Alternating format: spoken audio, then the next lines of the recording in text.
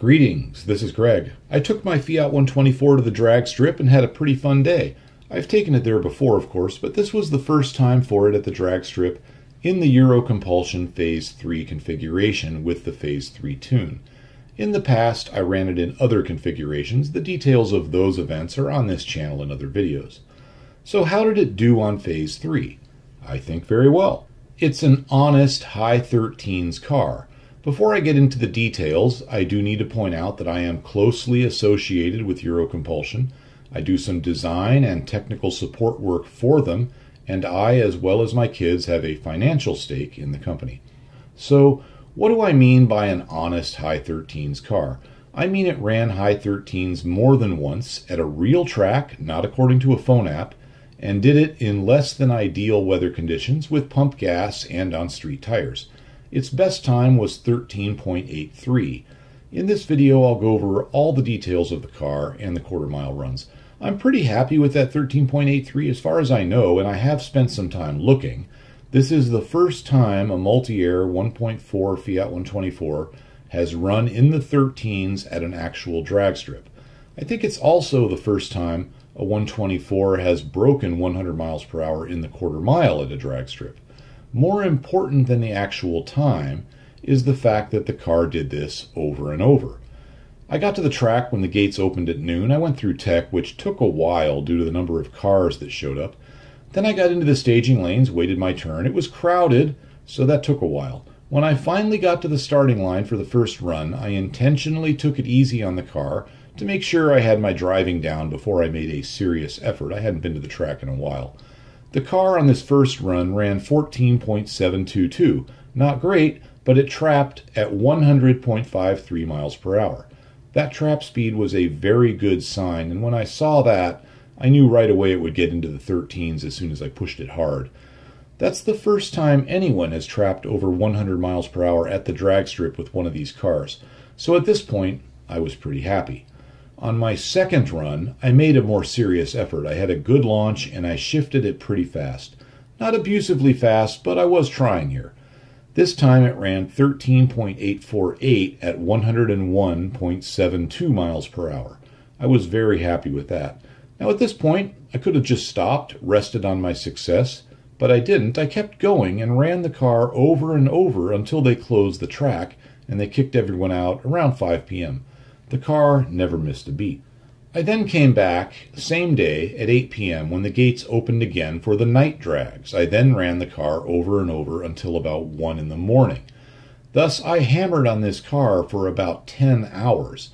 It never let me down. No check engine lights, no limp mode, no hesitations, no issues at all. It was very consistent. And when it was all over, I put the top down and drove home and enjoyed the car to the fullest under the beautiful night sky. I'm proud of the times it ran, but I'm even more proud of the fact that it held up perfectly to all I threw at it.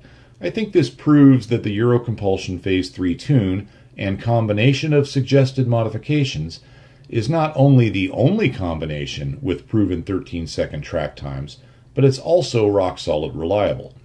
Looking back through my time slips, I see that I ran the car 22 times last Saturday.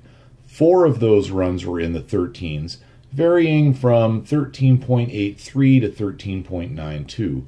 Of the runs that were not in the 13s, 3 of those were aborted runs, either because I messed up driving so badly I just backed off and drove slowly to the finish line, or in some cases something was going on with the car in the other lane. In those sort of situations, discretion's the better part of valor. You can always slow down and go do the run again. So it's best to do that and just abandon the run. So that's the reason I have a few runs in the 20-something second range at about 40 or 50 miles per hour trap speed.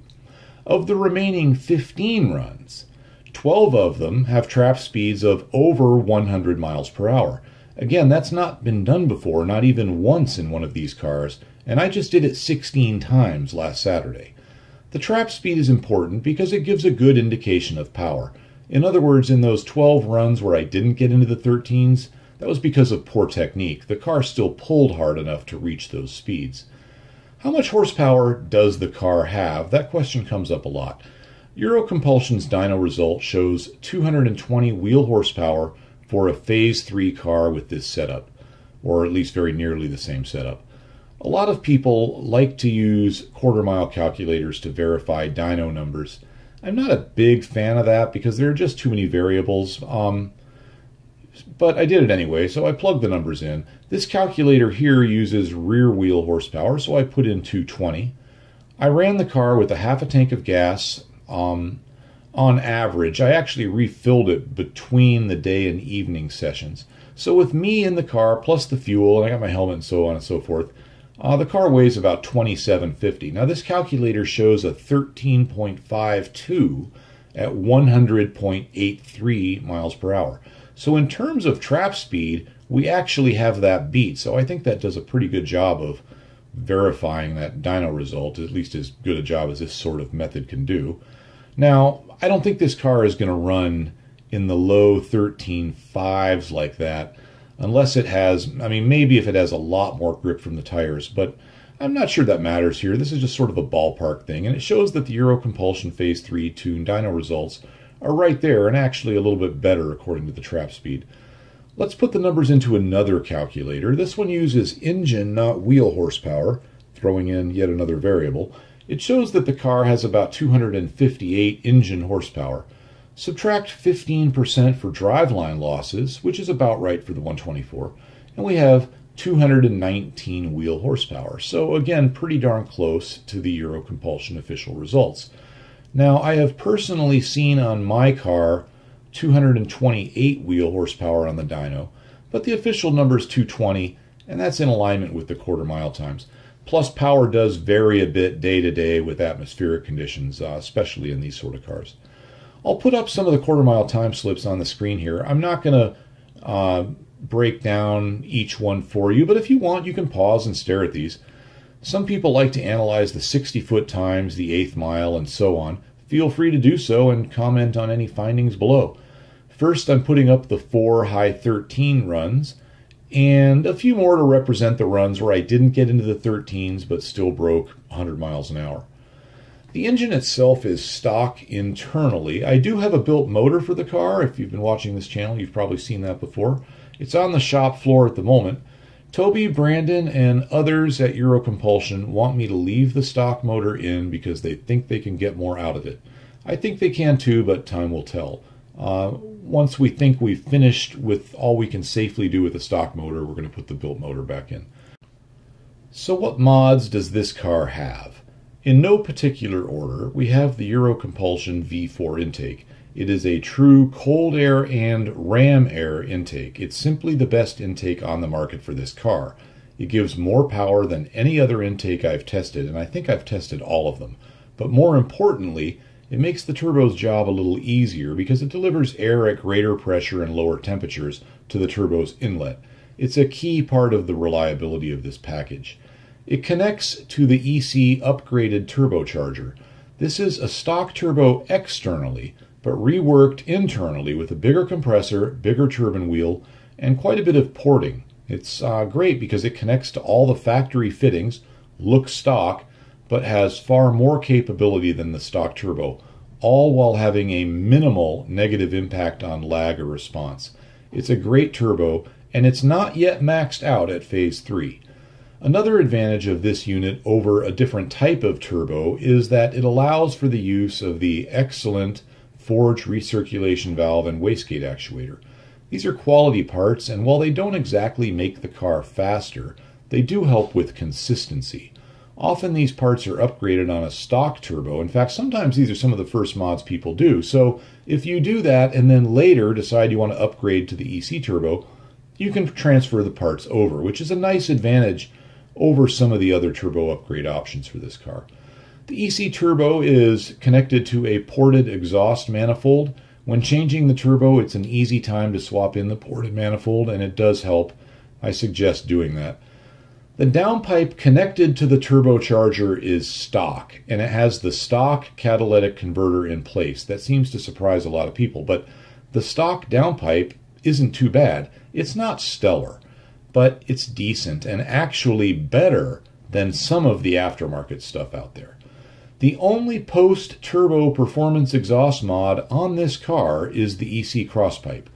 For those unfamiliar with 124s, the exhaust exits the engine on the driver's side, but needs to be connected to the rest of the exhaust system on the passenger side. Specifically, it connects to something called the midpipe. This need for a crossover is the result of Fiat using a Mazda platform, which was designed for a different engine. Now, most of the 124's stock exhaust system is just fine, even at 220 wheel horsepower, except for that crosspipe. It's as if the guy who designed the factory crosspipe just didn't have his heart in the job, or he wasn't talking to the people that were making the rest of the exhaust system. I don't know. The crosspipe connects the downpipe to the midpipe, which are both nominally 2 1/4 inches at those connection points. However, the factory crosspipe chokes that down below 1 7/8 in sections.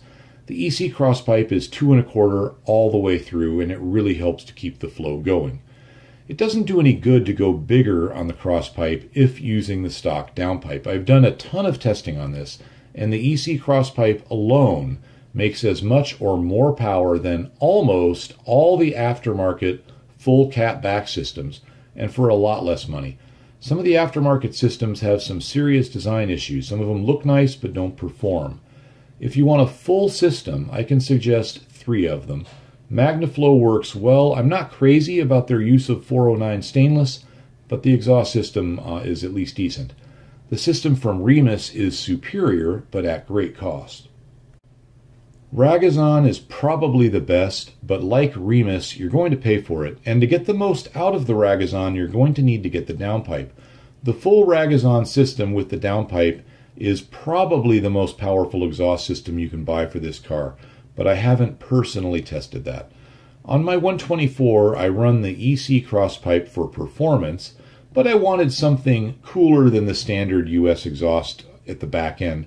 So I installed the Record Monza rear section, and I have a video about that installation, and I weigh it and everything. Anyhow, the Record Monza was standard equipment in some countries, but optional in the United States. My car didn't have the option, so I bought it and put it on myself. These are getting expensive and will be out of production soon, so if you want a Record Monza, I really suggest getting it as soon as you can, and the price just keeps going up.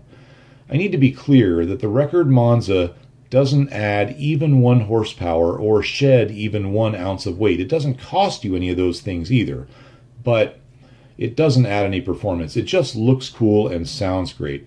I love mine, and I'm never changing the exhaust on my car. I really feel that the EC crosspipe and Record Monza is the way to go for me and the way to go for anybody that wants to retain the factory catalytic converter. Back up front, we have the EC catch can, aka secondary air oil separator. This helps keep the oil vapors out of the intake, out of the turbo, and out of the intercooling system. We have the EC Race Intercooler up here, which is really important for a Phase 3 car. It's the only complete intercooler system on the market for the 124. It replaces everything from the turbo to the throttle, not just the intercooler itself. The EC intercooler is also far bigger than other systems, 56% larger than stock. The Race version, which I have, has fittings for water methanol injection, intercooler sprayers, and nitrous oxide. My car has water methanol injection and intercooler sprayers, but these were not in use at the track, so they were actually just dead weight. Technically, I suppose they were slowing me down. You can't use intercooler sprayers at the track because there are rules about getting water on the track for obvious reasons. And the Phase 3 tune doesn't require water methanol, so I ran without it. My car doesn't have nitrous. I'm not a huge fan of it, not adding it anytime soon, but the fitting for it is pre-installed in the EC Race Intercooler. In addition to the Phase 3 tune, the car has larger fuel injectors, which I think should be a Phase 3 requirement. I don't think they are. In any case, these injectors are usable with E85, but I want to stress that my car is a gasoline car, pump gas. It had 93 octane in it for the track. This was actually the first time I ever ran it at the track with 93 because it's only sold in Tulsa at a few stations. 91 octane is the norm here. So that's it. This combination can be run hard all day, puts down great power, and can run high 13s on street tires. My tires are 225/40-17s. They're Pirellis, it's a good brand, and it's an expensive tire.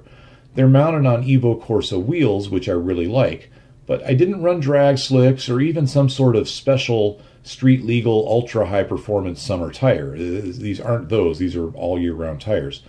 I thought about mounting on some super sticky dry weather only tires, but I didn't. I just ran my everyday Pirellis. I have to say, I really like using the quarter mile as a measurement of engine performance. It makes use of power through the entire RPM range with a focus on where it matters most, say 3,500, especially 4,000 RPM to redline. Plus, the engine has to respond well to the pedal during shifts. I've seen tunes that pull well during a single gear pull, but lose so much power when you shift due to lack of response that they only do well in the single gear and they don't do well when you're in a real acceleration contest like a drag race at the quarter mile with shifting. Back when I posted the video with Phase 2 quarter mile results, I put up 3 runs, all sub 14.5, all done in a row, with the fastest being 14.34. I felt pretty good about that. 3 runs, all faster track times than any competitor's tune had ever done on gasoline, also the fastest with a catalytic converter, as my car then, as now, has all factory emission controls in place and functioning. My old red 124, which was an automatic, ran a 14.6. For years, that was the fastest automatic 124 in the quarter mile. I think another automatic car has beaten that, but it's also an EC-tuned car. I just ran Phase 3 and broke 100 miles per hour 16 times in one day. No competitor has come close to doing that. At the moment, I think my 124 has the fastest real quarter mile run, but I don't expect that to last. I know a lot of other EC customers that are duplicating my build, but with the Ragazon exhaust and a lot more tire. Plus, some of them are lighter, meaning the drivers are lighter than I am. I'm every bit of 220 pounds, at least with my helmet ready to drive. I've heard that the Driven District channel is going with nearly the same configuration. He's been doing a lot of testing. You might want to check out his channel, link in the description. I'm going to get back in the shop and get to work on the next stage of development for my 124. There's quite a bit more coming for this car from EC. Some of this stuff is going to be pretty surprising. EC, and myself included, are nowhere near done developing stuff for the 124. Fiat may be pulling out of the market. We are not. And I have some tricks up my sleeve I plan to try out on this car. So until next time, goodbye and have a great day.